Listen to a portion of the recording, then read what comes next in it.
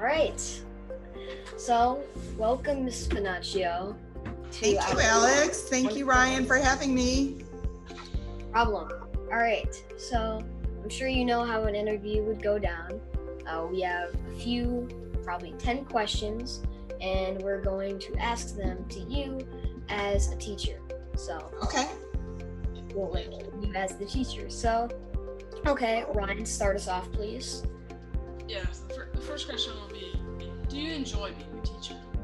I love being a teacher. I really, really miss being in school, though. Yeah. I miss seeing you guys every day. I miss joking around with you guys every day, seeing you in the hallways. So I love being a teacher. I miss being a teacher in person. How's that? Yeah.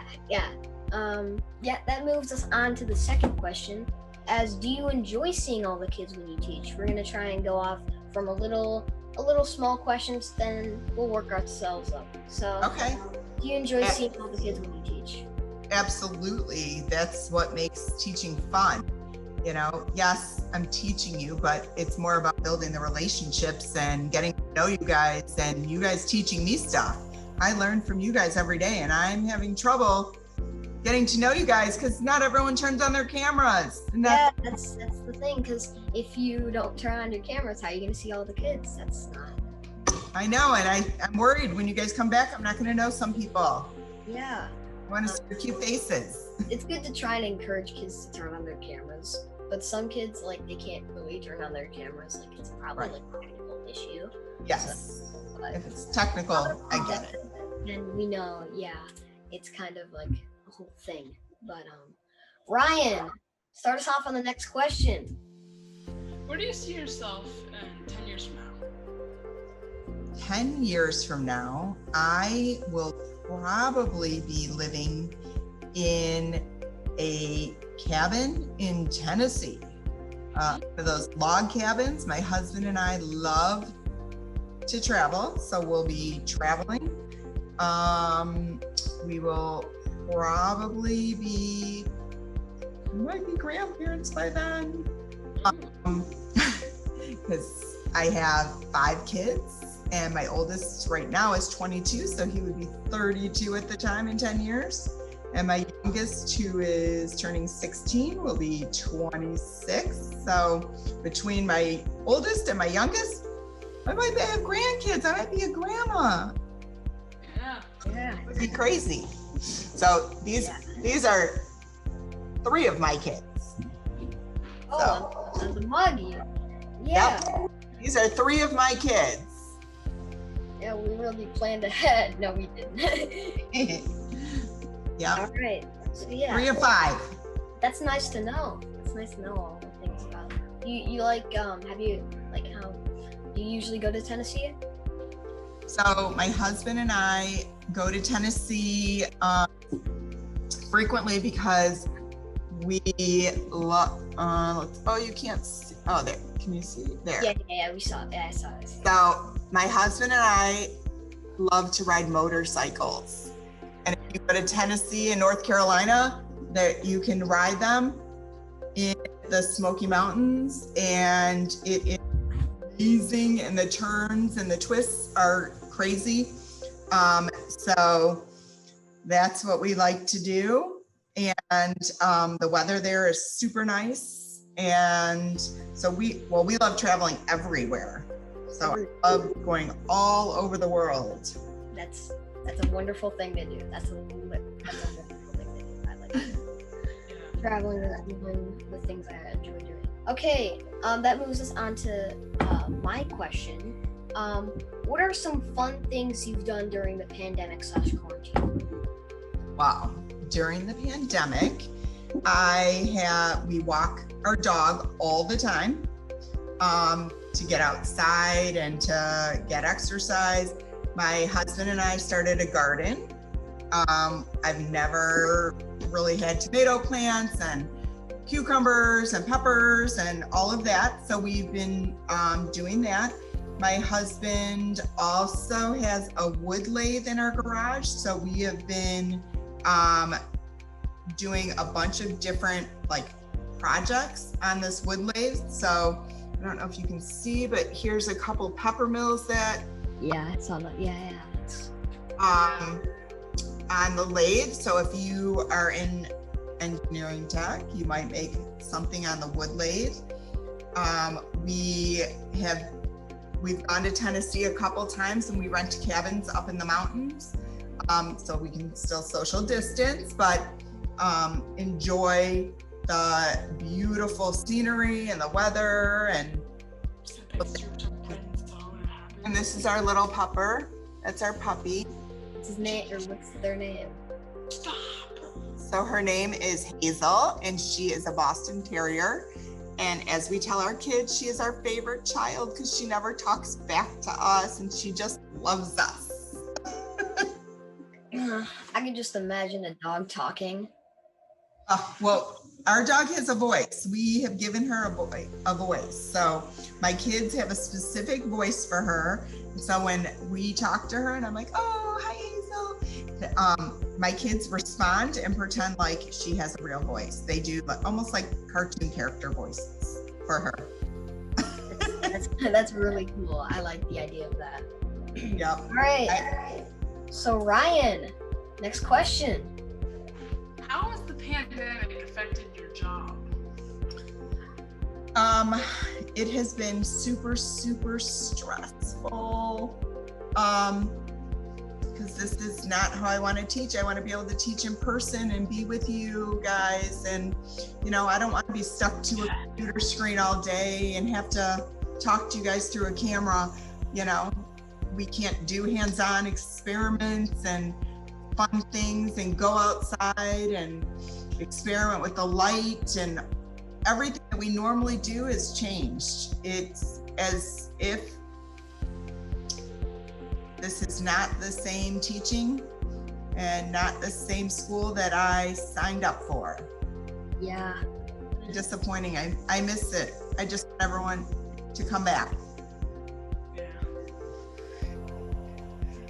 Okay. Yeah, I also get that. I feel like it's affected a lot of people in job loss too, which Yeah, my husband lost his job. it's terrible for Yeah, so we've at no least job. they're probably gonna work up something, and I feel like jobs are probably gonna get back because it's not really improving, I would say, but it's not like it was worse. Like it's not like worse than it was back then, like in March. Like the whole actually quarantine, like inside your house, like staying inside your house. So all right. So our next question is, what's the coolest place that you've ever visited? I might already know this. Coolest place I've ever visited was actually a few years ago. I took my kids to Israel, my whole family and my husband, and swimming in the Dead Sea was the greatest experience ever because it has so much salt in it. You can only float. It makes you super buoyant and you float. So it's just the coolest experience. It's nothing like you've ever felt before. Yeah, that would seem cool. It seems like you're levitating on water. Yes. That's one place in the world that I really want to go back to because I didn't realize the salt content was so high that actually it creates almost like, when it's winter and you have huge icicles, it's almost on the bottom. It feels like you're stepping on glass. And because it feels like you're stepping on glass, you really need to have water shoes. And I didn't know. And so my feet were just completely torn up and cut by the time we were done. I want to go back with really good water shoes, thick water shoes, and so that I am prepared and can hang out. And then you lay on the beach after, and you cover yourself in mud, and then when you rinse it off, your skin feels like it's never felt before. It's so cool. It sounds like an experience. Yes. So, Ryan, would like you to give us our next question.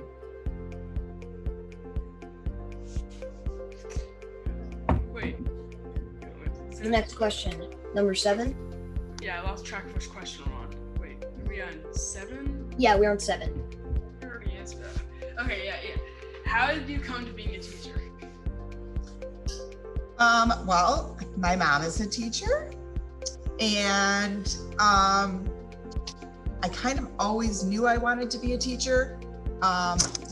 When I was in school in first grade, I was actually held back.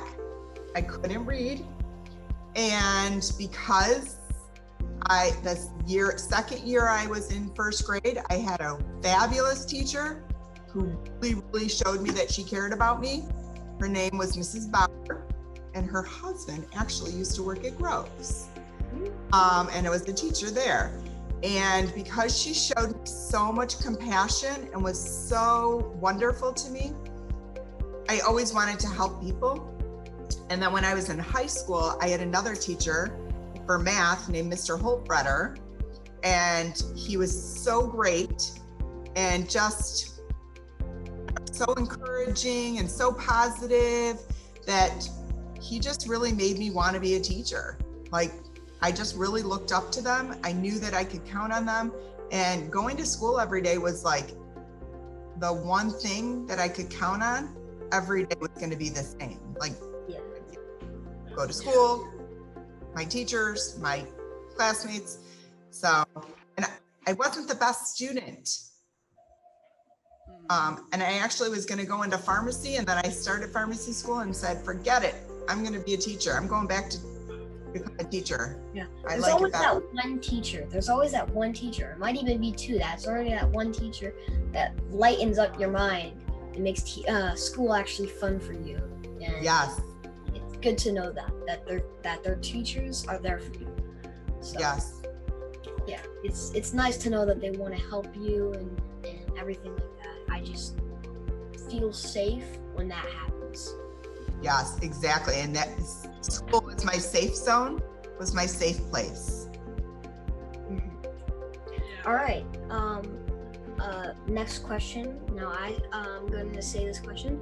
What is like your favorite thing to teach in school? Now I probably already know this, but what is like, it could be like specific though. It could be like a type of unit or something. Yeah. So I know this is going to come as a surprise, but my favorite subject to teach is social studies. Whoa. The majority of my career, I taught social studies. So I've taught social studies, language arts, and science. But social studies is my favorite. And I think it's because I love to learn about culture and different places, and I love to travel. Yeah. I've even taken my students in the past to the Dominican Republic, and we did some ocean restoration and saving the ocean a couple of years ago. Yeah, that was a big surprise. I know, right? Everyone thinks just because I teach science, it's my favorite. I like it. I do like it, but social studies is my jam. Hoping to get something like that. Oh. So if you ever need help with your ancient world stuff in 6th grade, or your geography and your math labs in 7th grade, or your world history, or actually the US history in 8th grade, I'm your girl. Yeah. I can help. Yeah, for the next question, if COVID-19 never was a thing, how much of a difference would the teaching be to what it is now? If it was never a thing? Like never ever made, like never ever here. If it was never ever here, then we would be in class. We would be laughing and joking together. We would be getting ready to celebrate Halloween and be silly. We would have, we would be having fun days up to, spirit days. We would all be wearing our derby gear. We would, I don't know, have pajama day, have college football day. So unfortunately, even though we can do some of those things virtually, it's not quite the same when, go state, go blue, So, and as you can see, I am a Michigan State grad. I went to Eastern for my undergrad and Michigan State for my master's degree. So go green. Yeah. Okay. Yeah. So there's one more question that, it's similar to a lot of questions, but it doesn't just mean one topic. If there's anything you can change about anything that's happened or has happened, what would it be? Like, it can be anything that's happened. It could be like over this year, or like anything that would change, like that you could change that would make a difference to a cause of something, maybe. A cause or a difference? Well, that's a hard one because there's so many things that you you would wish to not happen. So. Well, I wish that there was no such thing as war. War, I think people get sick, and unfortunately things happen, but war to me is something we do to each other. And I don't really understand how people can be mean and terrible to one another, to other human beings. Yeah, it questioned me, and it's a problem to me that there's still war going on to this day, and every day, every year. It could be even for the smallest reasons, even a miscommunication. It's kind of like fighting with someone. When you fight with someone, it's usually because there's a miscommunication, especially in today's day and age with technology. People text things and you don't see their face. That's why it's so important, like for me, when you guys have your cameras on, because if I can't see your face, I don't know how you're feeling. Yeah.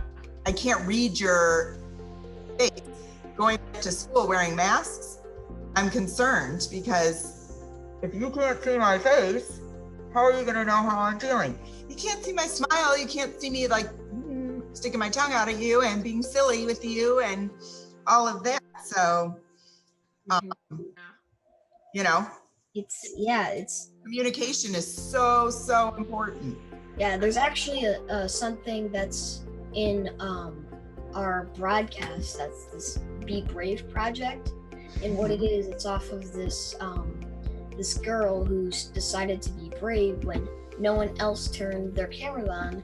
She decided to turn her camera on to make a difference, because imagine you're in a Zoom call, no one has their camera on, nobody. Yep.